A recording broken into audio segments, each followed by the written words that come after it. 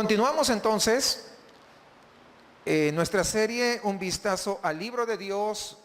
Vamos a hablar sobre el libro del profeta Malaquías, el último libro del Antiguo Testamento. Y le he puesto por título: Lo externo no siempre muestra el corazón. Lo externo no siempre muestra el corazón. Malaquías es el último de los profetas menores y es la última voz profética que se escucha antes de que haya un tremendo silencio. Vamos a suponer, todos los profetas están en este orden y llega hasta Malaquías. Ahí hay un enorme silencio, hay 400 años de distancia hasta que nuevamente Dios comienza a hablar. Cuando usted ve que Malaquías termina en el Antiguo Testamento y empieza con Mateo, durante todo ese tiempo no hubo profeta. Es decir, Dios no hablaba a través de un profeta. Un periodo de silencio, se dice. Es la forma como se conoce, porque Dios estaba obrando, Dios seguía haciendo las cosas, Dios seguía siendo soberano, pero ya no hablaba como hablaba antes a través de los profetas. Y desde el punto de vista histórico, pues es un tiempo bastante prolongado. Sin embargo, Dios seguía trabajando. Porque nuestro Dios no es pasivo, no. Nuestro Dios es un Dios activo. Hay algo interesante, que los últimos 3 libros del Antiguo Testamento, es decir, Ageo, Zacarías y Malaquías, fueron escritos después que el pueblo de Israel regresó a Jerusalén del cautiverio de Babilonia. Es decir, ellos ya estaban hablando a un pueblo que estaba establecido en Babilonia, al pueblo de Dios. Para entonces, ustedes saben que después de haber ido con unas costumbres donde su Dios era solamente el Dios todopoderoso, fueron a Babilonia y ahora cuando retornan del cautiverio ya venían con ciertas costumbres. Ya no venían como habían ido, ya tenían otros pensamientos, otra forma de vida, otra forma de pensar. Entonces, cuando ellos salieron, por ejemplo, su actividad económica era, ¿qué cosa? Ser pastores.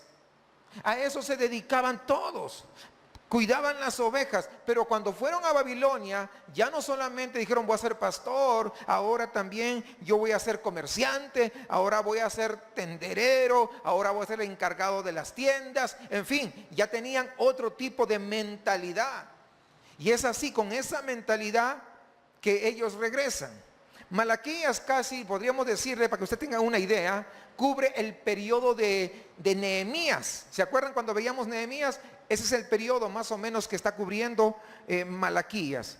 Ahora, qué interesante, que Malaquías, o la profecía que está en Malaquías, es transmitida mediante un hombre cuyo significado es mi mensajero.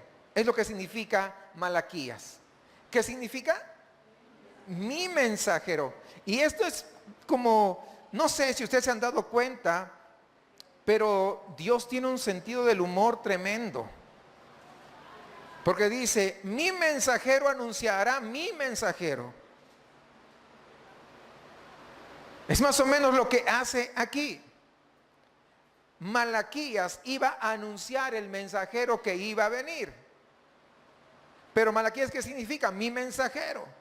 Es un juego de palabras, pero que también yo veo un sentido del humor de parte de Dios. Digo, no hombre, Dios es tan creativo. Los aburridos somos nosotros, que a veces no lo leemos como tendríamos que haberlo leído. Dice en el capítulo 3, dice, he aquí, yo envío mi mensajero, el cual preparará el camino delante de mí. En hebreo pues dice, he aquí, yo he mandado a Malaquías. Fíjense cómo ese juego de palabras, ¿no?, que hace que esto resalte y diga, wow, qué tremendo Dios. ¿Cuál era ese mensajero? Ese mensajero era Juan el Bautista, ¿verdad? ¿Por qué? Porque él vino a preparar el camino del Señor y anunciar, ¿a quién? A un segundo mensajero. Fíjense cómo es la hilación. ¿Por qué no escogió a otro? Pues Dios es así. Dios dijo, voy a mandar a mi mensajero que anuncie al mensajero que va a venir, y este anunciará al otro mensajero que va a venir, al segundo mensajero. Es decir, el mensajero que anuncia en primera instancia es Juan el Bautista, y este a la vez es el que abre el camino para el siguiente mensajero, y ese siguiente mensajero es Jesucristo. Miren, por eso le estoy diciendo, qué creatividad, hermanos, ¿no? O sea, si nosotros no entendiéramos qué significa, diríamos, Malaquías y esto, ¿no? Entonces, pero no, tiene mucho significado. Y este segundo significado, ese segundo mensajero se encuentra también ahí mismo en el capítulo 3, dice, ahorita lo vamos a ver, 3:1, ustedes que están anotando. Y luego repentinamente vendrá a su templo el Señor a quien buscáis, el ángel del pacto. ¿Cómo que el ángel del pacto? Bueno, les voy a hacer recordar aquella noche o última noche del ministerio de Jesús, cuando estaba allí en la cena. Ustedes recuerdan que tomó pan y tomó vino, y tomando la copa dijo, porque esta es mi sangre, ¿qué? Del nuevo pacto. ¿Recuerdan ustedes? Del nuevo pacto. Él era el ángel del pacto del que estaba haciendo referencia Malaquías. ¿Se dan cuenta que ahí está la hilación de lo que les estoy diciendo? Lo que está diciendo Malaquías es eso. El mensajero del pacto es Cristo Jesús, nuestro Señor y nuestro Salvador. Pero no es solamente eso. Fíjense, estaba viendo aquí en el capítulo 3, aquí mismo, capítulo 3, dice, capítulo 3, versículo 1, la segunda parte, dice, ¿en quién te deleitas? He aquí viene, ha dicho Jehová de los ejércitos. ¿Quién podrá resistir el día de su venida? ¿O quién podrá mantenerse en pie cuando Él se manifieste? Porque Él es como fuego purificador y como lejía de lavaderos. Es decir, que quema y limpia. Esas dos cosas, esas dos funciones cumple. Él se sentará para afinar y purificar la plata, porque purificará a los hijos de Leví, los afinará como a oro y como a plata, y ofrecerá a Jehová ofrenda en justicia. Lo que acabo de leer, hermanos, es justamente el problema que pasaba en los días de Malaquías. ¿Qué significa? Que se habían olvidado del importante mensaje de Dios. Por eso es que en el capítulo 3 que acabo de leer es lo que está diciendo. Va a venir mi segundo mensajero, pero va a venir no así suave. Cuando vemos nosotros el principio de este libro de Malaquías, el profeta comienza, capítulo 1, versículo 1 y 2, comienza de la siguiente manera. Profecía, la palabra de Jehová a Israel por medio de Malaquías. Yo os he amado, ha dicho Jehová. Y quiero que sepamos, ese siempre ha sido el mensaje que los profetas transmiten al pueblo. Yo amo, yo os he amado. Lo asombroso es lo siguiente, que estas personas a las que Malaquías estaba dirigiendo de parte de Dios, porque él era la boca de Dios, ¿sabe qué dice? En serio, ¿en qué nos has amado? Esa es más o menos la forma como el pueblo le contesta. ¿En qué nos has amado? Y vamos a darnos cuenta que hay una serie de respuestas que Dios da al pueblo. Cuando el pueblo dice, ¿en qué nos has amado? ¿Y por qué esto? ¿Por qué aquello? Como que no lo creo. Y Dios comienza uno por uno, comienza a dar la respuesta. Y la pregunta es, esto ocurre 7 veces realmente. La pregunta sería, ¿por qué Dios tiene que hacer 7 veces y no a la primera simplemente les aclara todo y si no, juicio? ¿Por qué? Porque justamente muestra su amor, justamente muestra su misericordia, justamente muestra su compasión, porque era su pueblo escogido. Entonces, ¿cómo puede suceder que tú nos amas, Dios?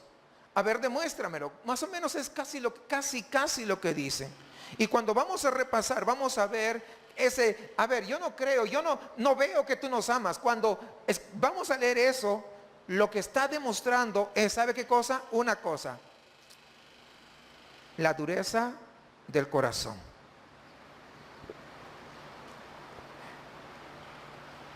Yo tengo un trabajo, tal vez no gano, todo el dinero que quisiera, y entonces digo, es que Dios se ha olvidado de mí, no me ha bendecido, pero nunca me faltó un plato de comida. ¿En qué me bendijo?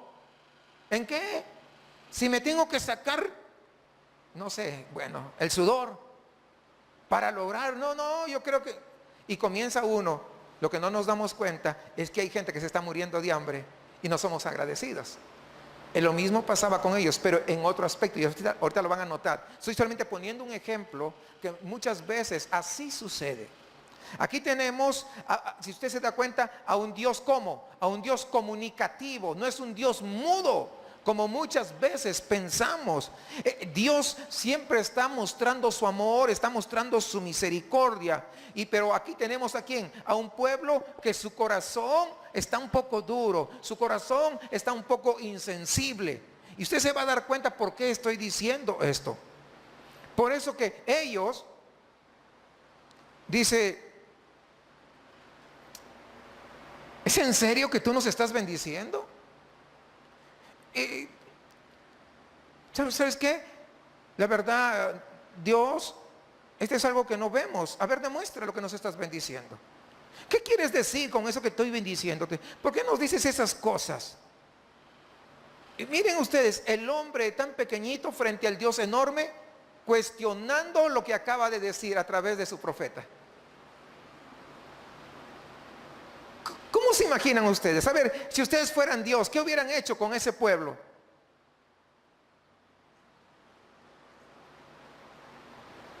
¿Qué hubieran hecho?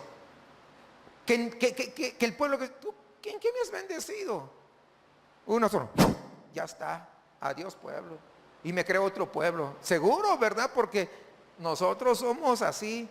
Tal vez ustedes acá en México no son, ustedes son más tranquilos, ¿verdad? Pero yo, pues que vengo de puerto todavía, imagínense, tomamos decisiones drásticas. Pero, hermanos, esa respuesta que Dios da a la pregunta, ¿cómo dice que nos has amado? A ver, y Él comienza, va hacia atrás con toda la paciencia. Tener paciencia no es tener pachorra, por si acaso, no, tener paciencia es diferente. Va con toda la paciencia y le dice, miren, les voy a hacer recordar, ¿ustedes recuerdan en los tiempos de Jacob y Esaú? Y dice, mira toda la raza. Y no era mexicano, pero así más o menos se está expresando. Toda la descendencia que ha pasado. La historia de Esaú ha sido uno de los conflictos, hermanos, de desastres y problemas, porque dice, he amado a Jacob, pero he aborrecido a Esaú. ¿Se acuerdan ustedes? Eso dice la palabra. Y ustedes van a ver. Si ustedes quieren entender mi amor, le está diciendo Dios, tratando de hacerles entender. ¿Saben qué? Fíjense ustedes en toda la historia, desde Jacob y Esaú para acá. Fíjense de qué ha disfrutado, si no han disfrutado de mi amor, Jacob. Miren la historia de Esaú y van a ver qué diferente es la historia de Esaú comparado con la historia de Jacob. Y dígame quién está mejor, dígame quién disfrutó de mi amor. Y esto, ¿en qué nos has amado? Demuéstralo. Y entonces Dios le dice eso. Y esto me hace recordar algo que muchas veces dice, la gente se queja, es que ¿por qué tengo que pasar tristeza? ¿Por qué tengo que pasar dolor? ¿Por qué tengo que pasar esta situación? ¿Ha escuchado gente que se queja así, sí o no? Es que Dios no existe, es que si Dios existiera no permitiera que pasara. ¿Ha escuchado eso o no? Y usted le ha pasado también a su vida y ha dicho, ay, ¿por qué pasa esto? Seguro que Dios no sé qué y que no sé cuántito. ¿Le ha pasado o no le ha pasado? A mí también. Y yo también he dicho, ay, es que Dios, que no sé qué, que no sé cuánto. ¿Y por qué cree que Dios permite que pase eso?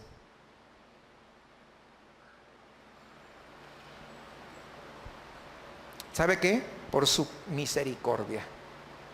Tal vez usted no lo entiende. Si ahorita con esto que le digo por su misericordia, usted, ¿cómo que es su misericordia? Me estoy todo amolado y todavía es por su misericordia. Mejor que me quite su misericordia, ¿no? Porque es demasiado. ¿Verdad que sí? Nos podemos comenzar a pensar así, ¿sí o no? Ok, le voy a explicar de otra manera y ahora lo va a entender. ¿Por qué tiene que haber dolor en la vida, no? Había una mujer, y usted ahora va a comprender. Había una mujer que tenía una hija que ya estaba jovencita. Esta jovencita, esta señorita, tenía una enfermedad, y esa enfermedad consistía en que ella no podía sentir dolor. Ella podía poner su mano sobre la estufa y no sentía que se quemaba. Ella podría ir descalza, pisar un vidrio y no sentir que le había hecho algo. ¿Qué sucedía si ella ponía la mano sobre la estufa y no sentía dolor? No solamente se achicharra, podría autodestruirse, pasar por encima de un clavo, hincarse completamente y no sentir dolor. ¿Qué pasaría? Podría tener una infección generalizada y ella ni siquiera darse cuenta y simplemente morir. ¿Sí o no? ¿Y sabe qué? Y su mamá todos los días oraba y lloraba también y decía, Señor, por favor, que mi hija tenga dolor. Que mi hija tenga dolor, por favor, hazle que sea sensible al dolor. Porque cuando tú estás ahí y pones la mano en la estufa y sientes el calor, lo sacas. ¿Por qué? ¿Qué te está diciendo el dolor que sientes? ¿Qué te está diciendo? Algo lo que estás haciendo no está bien, estás haciendo mal. Cuando te vas ahí y te pincha ahí un clavo, ¡ay! Es que pisaste en un lugar inapropiado, ¿sí o no? Y toma, entonces, cuando tú pasas una situación, un dolor, es que algo tienes que reflexionar en que no están bien las cosas. Dios en su gran misericordia permite que pases dolor a fin de que entiendas de que a Él algo tienes que pararle, algo no está yendo bien dentro de tu vida. Ahora pregunto, ¿quieren dolor o no quieren dolor? ¿Se dan cuenta que es importante el dolor? ¿Sí? ¿Ahora sí lo entendimos? ¿Ahora vemos que es por su gran misericordia? Ahora sí lo entendieron, pero hace rato no lo entendían. Esa es la razón. ¿Se dan cuenta, mis amados hermanos, qué tanta misericordia tiene nuestro Dios? Ahora sí valoramos el dolor. ¿Sí o no? Claro, claro, mis amados, qué tremendo es nuestro Dios con su gran sabiduría. No sé si usted se sorprende, pero a mí me fascina cuando yo voy conociendo a este Dios. Mira la historia de Esaú, entonces regresando, y compara con la historia de Jacob. Comparen con la historia de ustedes, que son de la descendencia de Jacob. A pesar del hecho de que tanto Jacob y Esaú fueron gemelos, dice ahí en el capítulo 1, versículo 2, la segunda parte, y 3 dice, ¿acaso Esaú no era hermano de Jacob? Dice Jehová. Sin embargo, yo amé a Jacob y aborrecí a Esaú. Y esto muchas veces las personas dicen, ¿cómo es esto?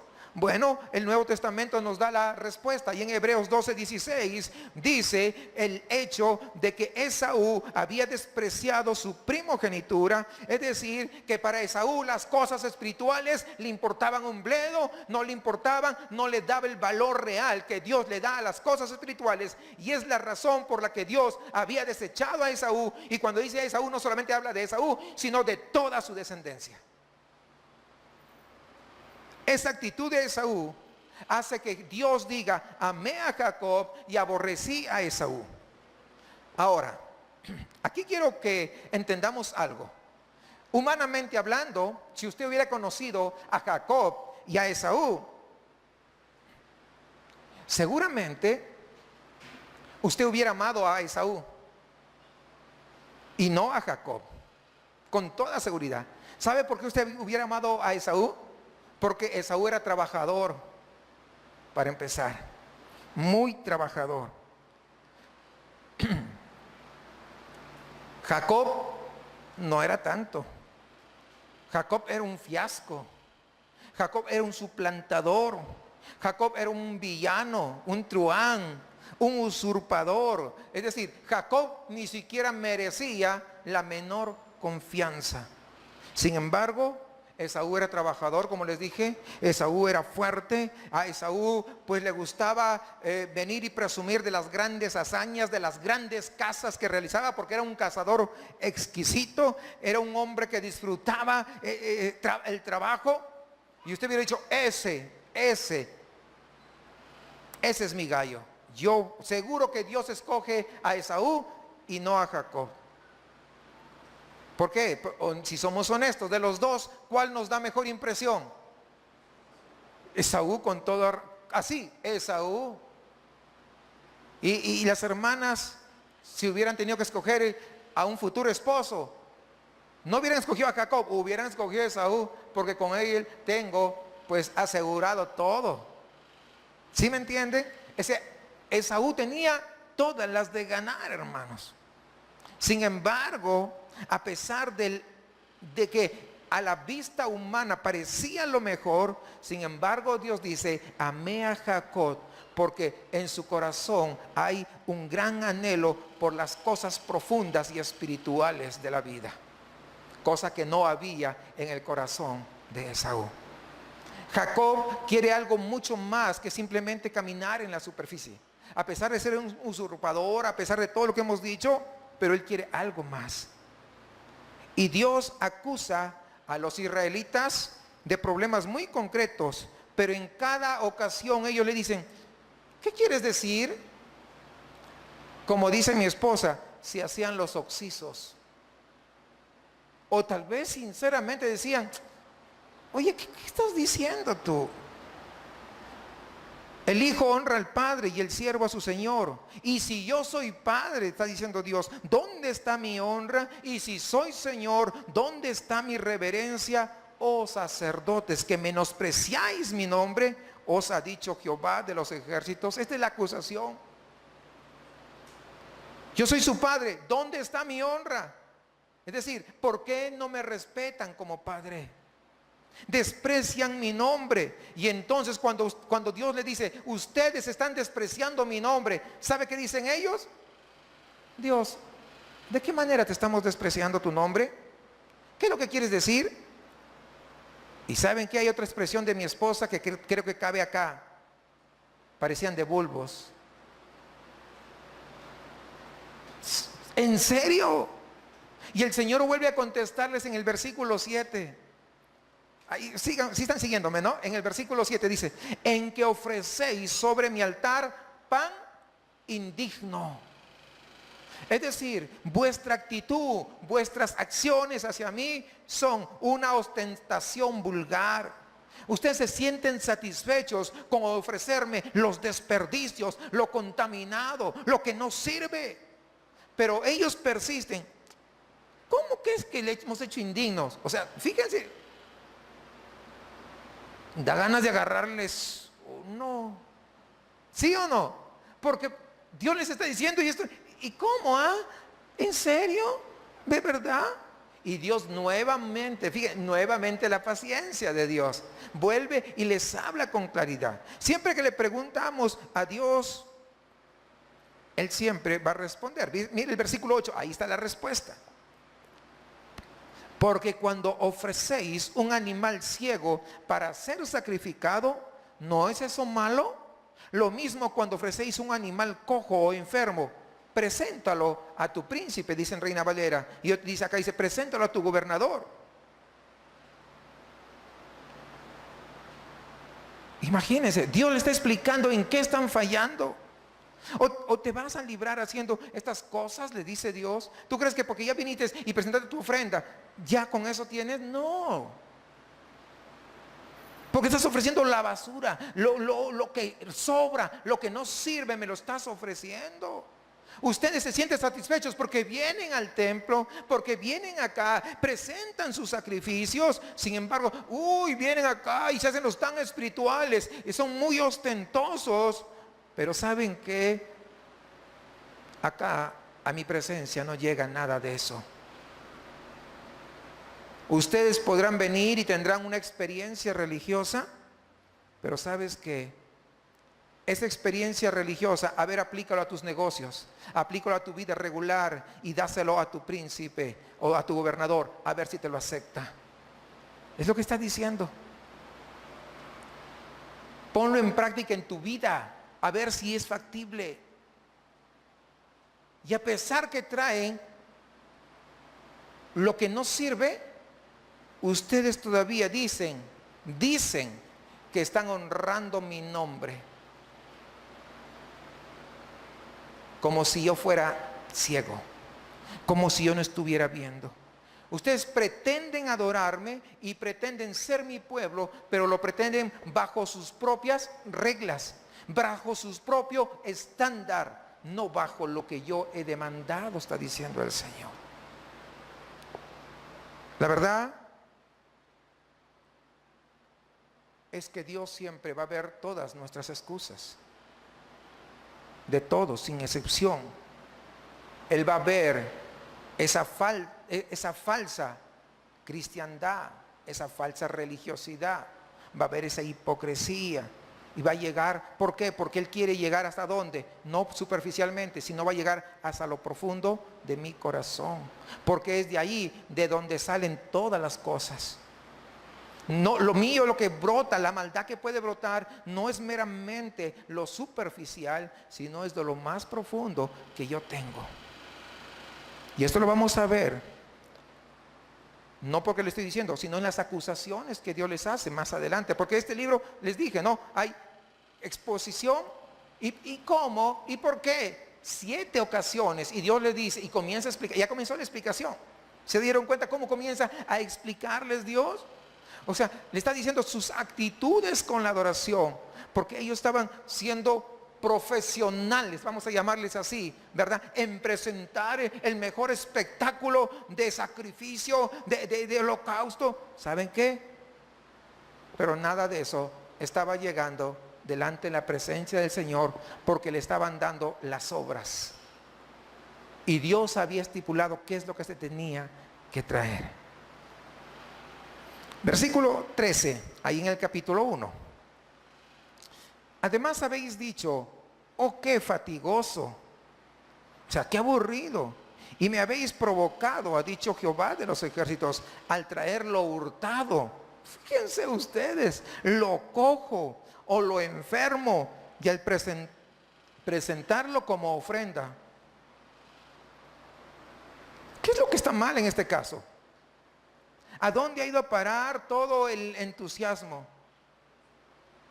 Estos son, hermanos, siempre los síntomas de un pueblo que cree que Dios se va a quedar satisfecho con algo menos que un amor genuino hacia Él.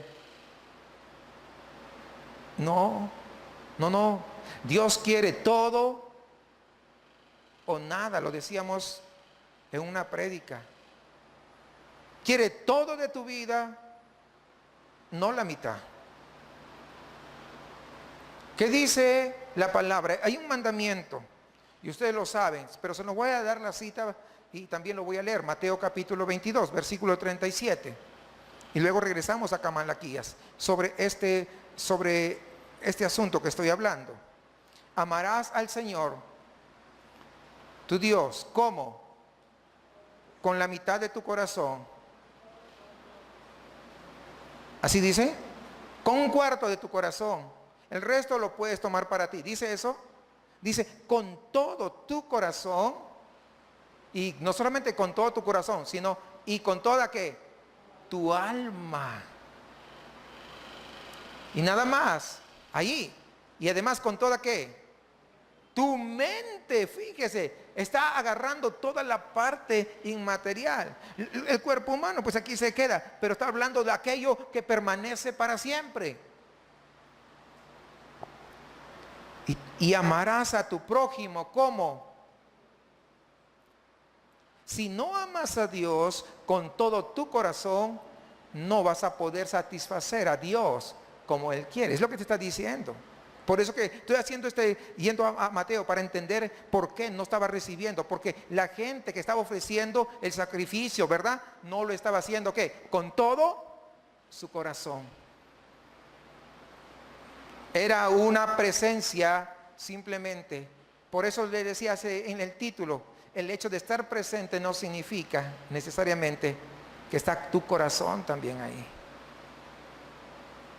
Lo exterior no siempre muestra lo interior del corazón.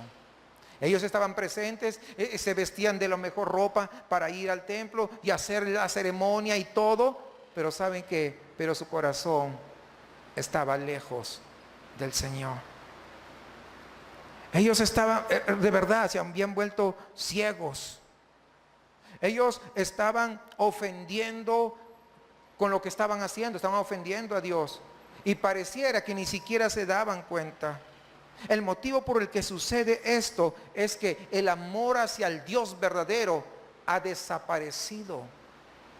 Por esa razón está pasando esto. Cuando desaparece el amor, siempre va a comenzar a brotar un corazón insensible. Es justamente el caso que encontramos acá. Insensible porque ni cuenta se dan en qué fallaron. Ay, a ver, dinos en qué fallamos, ¿ah?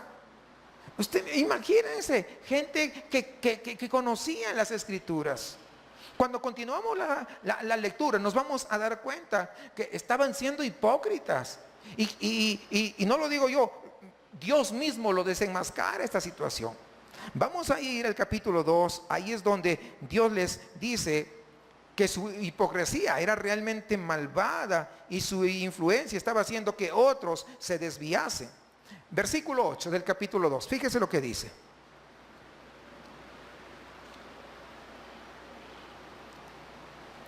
Pero vosotros os habéis apartado del camino a muchos, habéis hecho tropezar en la ley.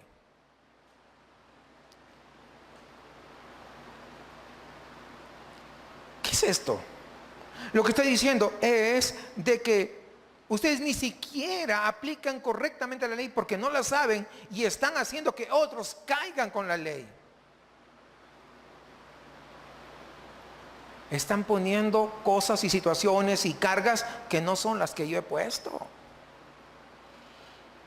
No están. Ustedes han fracasado, le dice a continuación. Ustedes tienen mi ley, pero ustedes están dando su propia interpretación. No lo están aplicando como tiene que aplicarse, como la razón por la que yo le di. Más adelante seguimos avanzando. Ellos comenzaron a contraer matrimonio con personas de otras tribus aledañas, de otros lugares que Dios no había mandado. Se estaban olvidando. ¿Va viendo el corazón? Como poco a poco. Y entonces ahora dicen, no, pues de repente ya ni se acordaban cómo eran los sacrificios.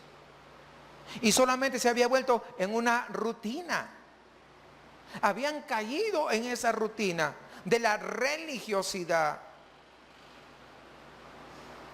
Se habían olvidado de que Dios les había llamado para que fuesen un pueblo especial, santo y apartado para Él. Dios no ama el divorcio, pero era lo que estaba prevaleciendo en esos tiempos. Dice en el versículo 13, ahí en el capítulo 2, y esto habéis hecho de nuevo, cubrís el altar de Jehová con lágrimas, con llanto y con suspiro, porque ya no miro las ofrendas ni las acepto con gusto de vuestra mano. Y ellos preguntaron, ¿por qué no aceptas? Y ahí viene la respuesta en el versículo 14 y 15, porque Jehová ha sido testigo entre ti y la mujer de tu juventud, a la cual has traicionado, a pesar de ser ella tu compañera y la mujer de tu pacto.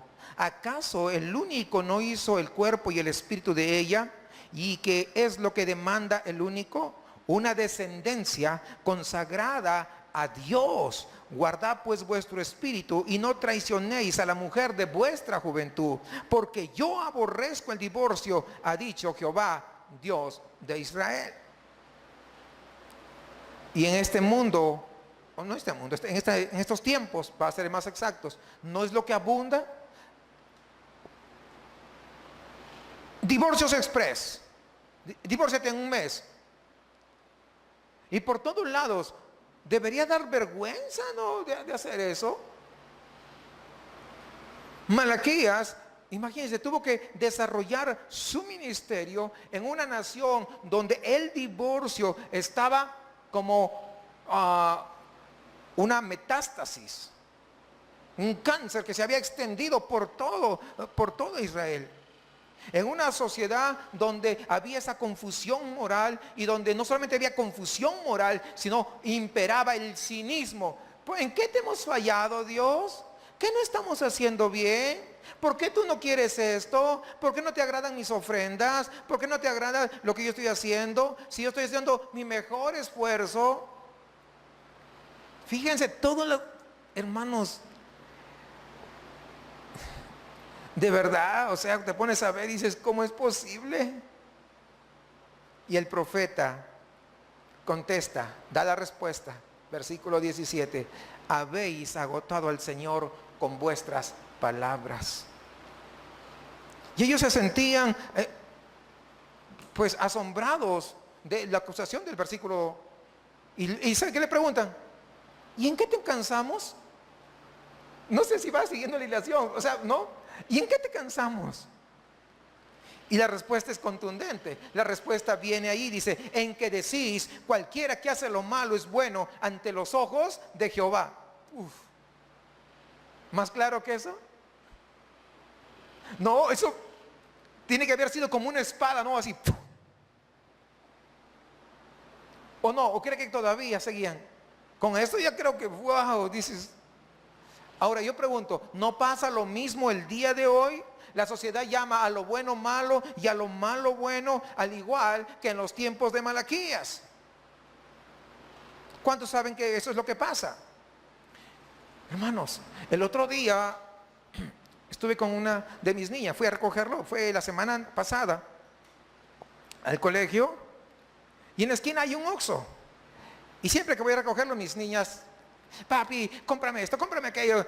Son especiales para pedir, ya algunos lo han notado. No, estamos acá y andan pidiendo y ya les van a dar su tarjeta de cliente frecuente ahí en la tienda del frente, ¿no? Entonces, fui al Oxxo, abro la puerta, yo les abro la puerta para que pasen. Yo abro la puerta y están pasando. Como yo abro y agarro, me tengo que poner acá a este lado para que ellas pasen. Y al frente están los periódicos. Para ese lado justamente estaban los periódicos. Pero no estaban los periódicos, estaban las revistas, ya saben de cuáles, hay niños acá. Y yo, pásenle rápido, niñas. Sí, hermanos, porque ahora se supone que es el lugar para poner los periódicos. No, ahora ponen ese tipo de revistas. ¿Cómo se ha tergiversado, hermanos? Hace poco escribieron un artículo, hace un tiempo, escribieron un artículo que decía que la obscenidad, la pornografía, la libre expresión del lenguaje vulgar, del lenguaje soez, ¿verdad? Y todas esas palabras sucias, ¿sí entienden eso? Ok. Dice, exprésalo con libertad para que te desfogues. Eso es bueno que tú lo hagas, porque si no lo haces, te vas a sentir reprimido. No, tú tienes que tener esa libertad. ¿Se da cuenta ahora? Ahora entiende. ¿Cómo es posible? Por otro lado, otro artículo en otro lugar decía que la disciplina que los padres imponían a los hijos era algo muy malo. No hay que castigarlos porque eso los va a perjudicar a los niños y va a acabar con su iniciativa. No, va a acabar con la malcrianza. Conmigo no acabó con mi iniciativa y yo logré estudiar. Sacaba primeros lugares y me dieron bien. No me acabó mi iniciativa para nada, hermanos. Lo que acabó fue con la desobediencia, acabó con mi rebeldía, eso sí acabó. Pero fíjense, ¿se dan cuenta? A lo malo le llaman bueno y a lo bueno lo llaman malo. Entonces, ¿qué es lo que reflejan estas cosas? Lo mismo que se vivía en los tiempos de Malaquías. ¿Se dan cuenta que esto no es nuevo? No es nuevo. O sea, esto, hermanos, realmente no es de aquí, de ahorita. Y muchas veces con esa ideología se llega a la casa de Dios Es un decir, porque la casa de Dios nosotros somos templo del Espíritu Santo. Se llega acá a congregarse y creen que con ese corazón pueden ya satisfacer a Dios.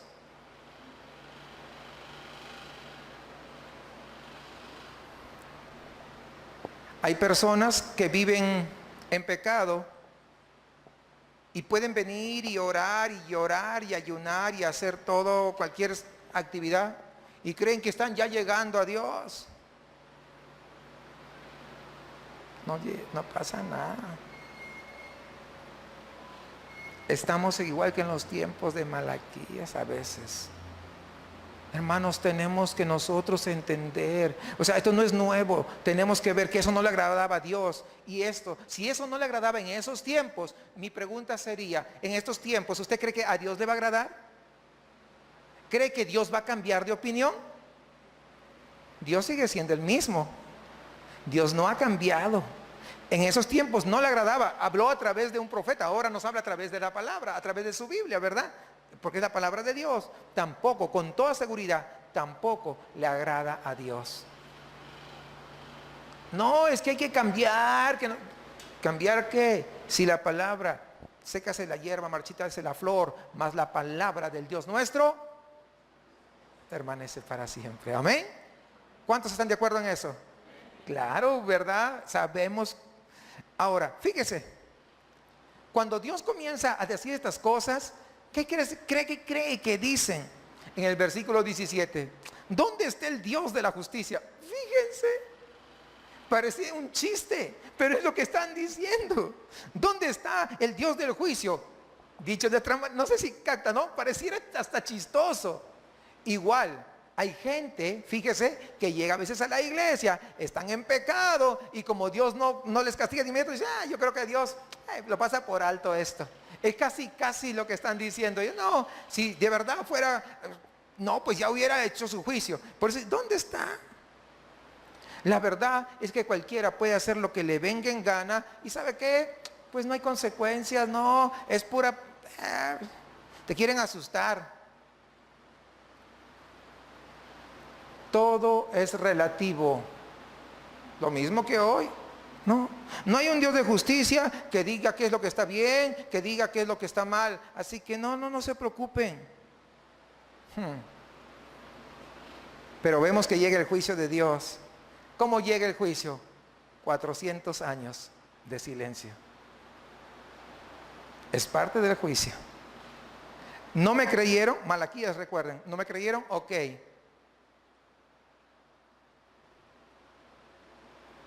No hablaré más con ustedes.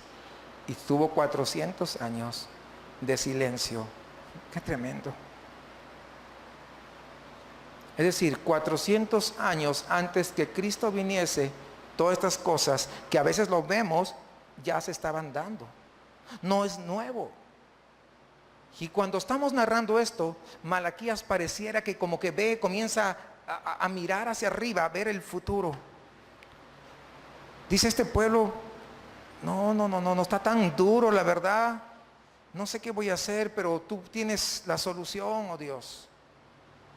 Yo vengo y hablo de parte tuya y al contrario, en lugar de ablandarse, pareciera que va peor. Yo me imagino, a ver, usted póngase en lugar de Malaquías, que usted viene de parte de Dios, habla de parte de Dios, dice las palabras que Dios le pone, y en lugar que el pueblo reconozca, en lugar que el pueblo se humille, dice, ¿a poco? ¿En qué hemos fallado? ¿Es verdad? ¿Es cierto? Pero ¿cómo se sentiría usted? Usted hágase la cuenta, usted es Malaquías. ¿Usted qué diría?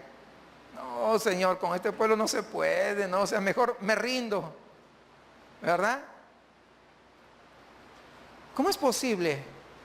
¿Cómo es posible que alguien no sea consciente de que estaban sucediendo estas cosas? Que estaban atentando en contra de la voluntad y la santidad de Dios. Bueno, él dice, yo no puedo hacer nada, pero el Señor se va a ocupar de este asunto. Capítulo 3, versículo 2. Y aquí es donde viene.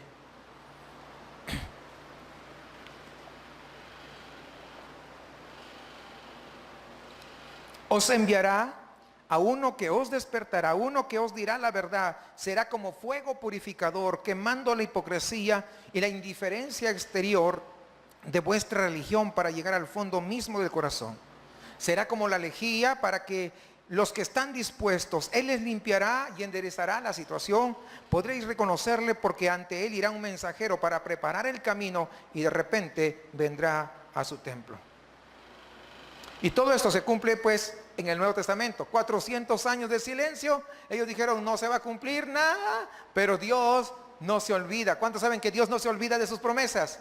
400 años después exactamente se cumple lo que Dios había estado profetizando a través del profeta Malaquías. Qué maravilloso es que nuestro Dios no se olvida, y eso nos debe dar confianza a nosotros, que Dios siempre es fiel a su palabra. Y luego viene otra serie de acusaciones en la que el Señor habla de nuevo acerca de las vidas de ellos, y le dice en el versículo 7, la segunda parte: volveos a mí. Fíjense nuevamente, a pesar de eso, ¿cuántos pueden apreciar es la misericordia de Dios? A pesar de que no sé qué, fíjense, pero nuevamente dice: volveos a mí y yo me volveré a vosotros, ha dicho Jehová de los ejércitos. Qué corazón, hermanos, tan amoroso.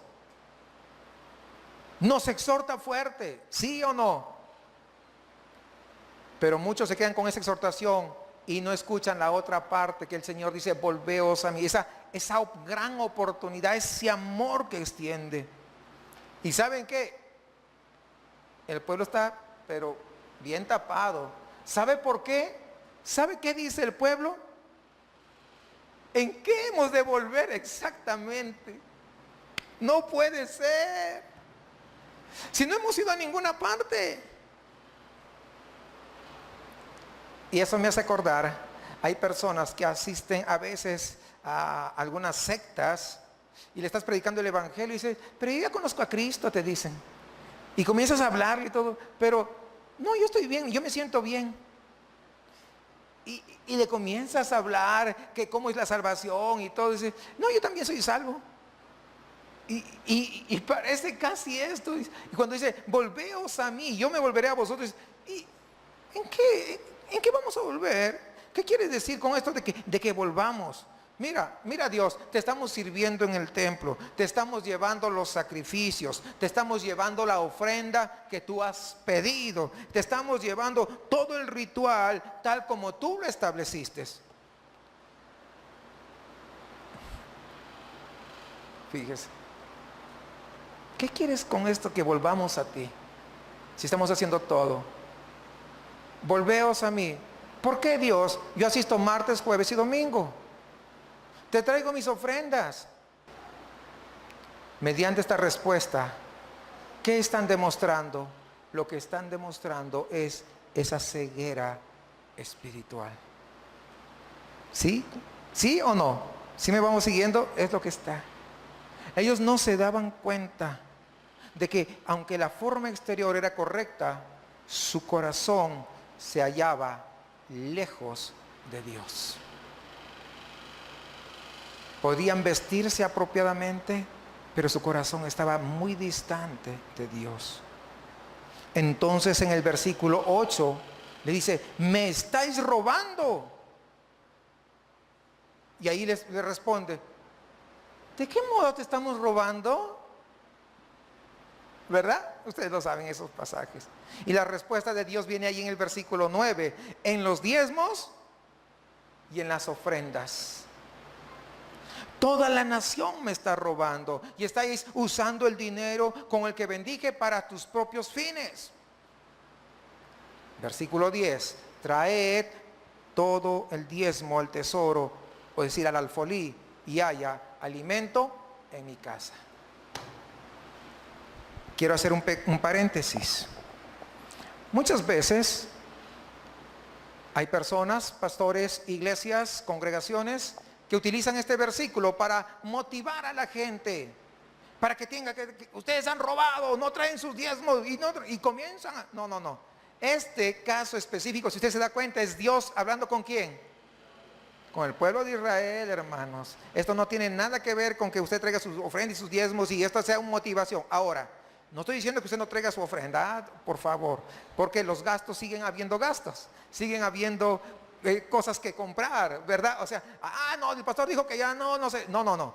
Estoy diciendo que algunos que aplican mal aplicado este pasaje no se debe utilizar. Tenemos que dar como hemos sido, ¿qué? Prosperados. Porque si usted quiere dar el diezmo, de verdad, ¿sabe qué? Yo sé que algunos vienen de algunas otras congregaciones que daban su diezmo y el 10%, pero si usted quiere dar el diezmo, bíblicamente hablando, tendría que dar el 33% y no el 10%, porque eran 3 diezmos, 4 para ser exactos. Ya se pusieron tristes. Mejor dé como Dios le ha prosperado. Amén. ¿Sí o no? ¿Es mejor? Porque muchos de lo que dicen, es que no hay que dar el diezmo, que esto, que lo otro, es que no, ¿es en serio que se tiene que dar el 10%? O se tiene que dar el diezmo, no lo hacen con un afán de decir, es que me parece que el 10 es muy poquito y deberían subir al 15%, no porque Dios es tan bondadoso, o darle el 18 o el 20%, porque de verdad Dios me bendició tanto. Nadie lo hace con ese afán. Lo que queremos es que minimizar, ¿no? O sea, no, el 10 no, yo creo que, mejor doy el 5, y el 2, y como, no.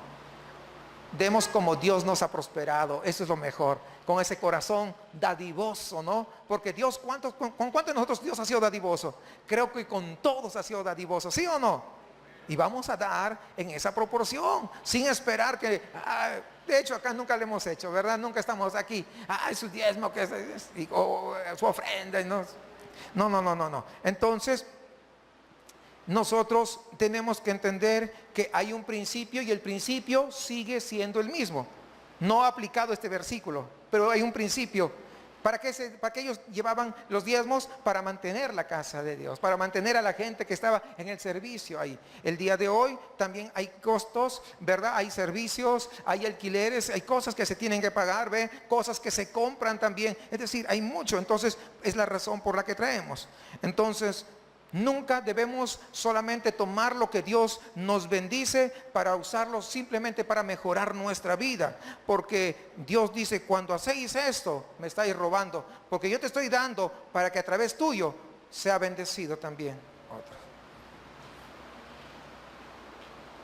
Me estáis robando de mi derecho de usarlo para avanzar a mi causa. ¿Cuál es su causa?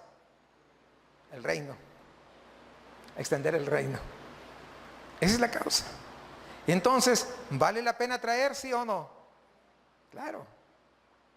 Pero ya es un enfoque diferente.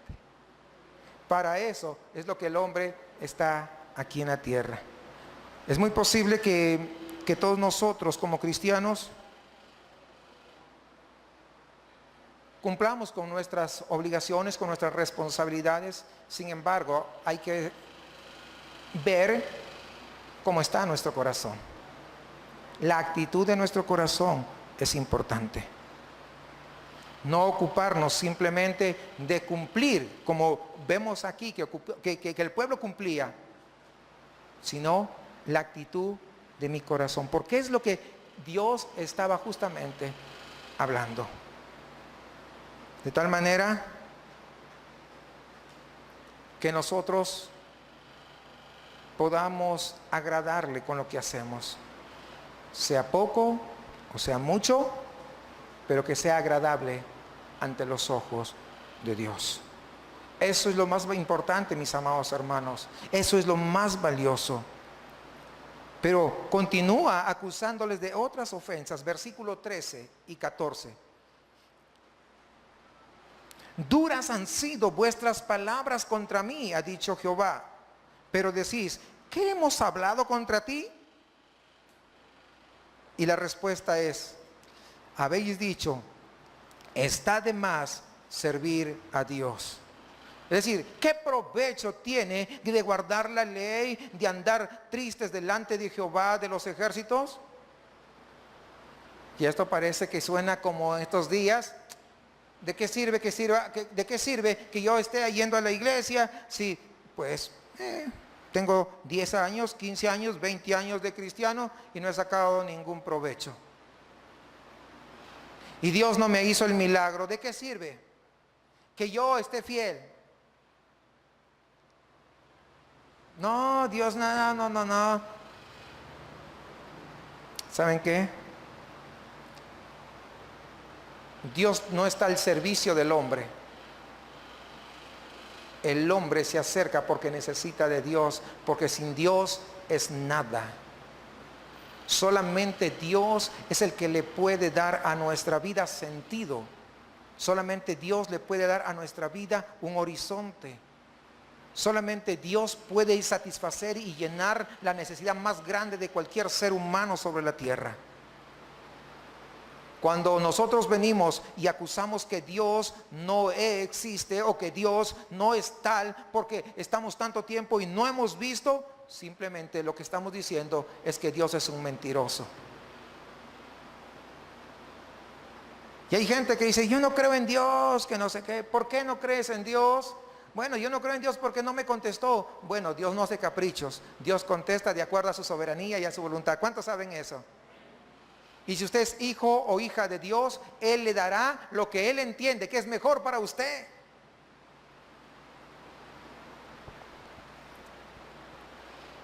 Le pongo un ejemplo y con esto termino. Fíjese. Usted tiene su niño de 2 años y le pide que le compre papi, porfa, cómprame un skateboard. ¿Un skateboard le dicen acá? Patineta, gracias por la traducción. Está demostrando su inglés, ¿verdad? Papi, cómprame una patineta. A un niño de 2 años, ¿usted le compra?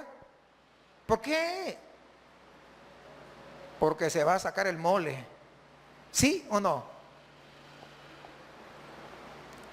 Pero ¿qué va a decir ese hijo o esa hija? ¿Qué va a decir?